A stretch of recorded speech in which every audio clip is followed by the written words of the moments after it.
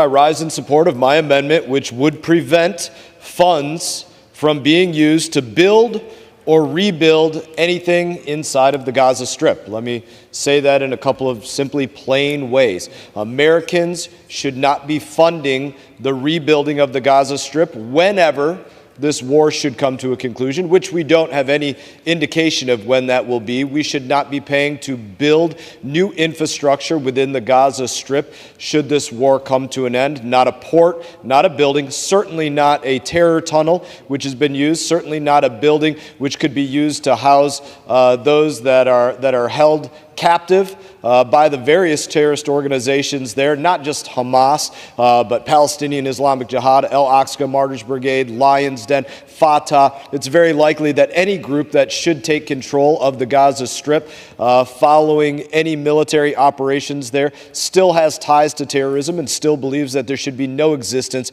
of a Jewish Israeli state. There is an argument made by the opposition just now that what we're saying is there should be no rebuilding of Gaza. And that's not what we're saying at all.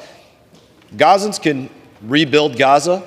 Any other country that wants to participate in rebuilding Gaza at some point can participate. What I'm saying is not $1, not 1 ounce of gold bullion, not €1, not one anything coming from the taxpayers of the United States of America, not our taxpayers. They should not be burdened with rebuilding Gaza. The Americans should not have to pay for rebuilding infrastructure in Gaza. When do we get to rebuild American infrastructure? Why don't we prioritize that? Does anybody in here want to say that Gaza is America's ally?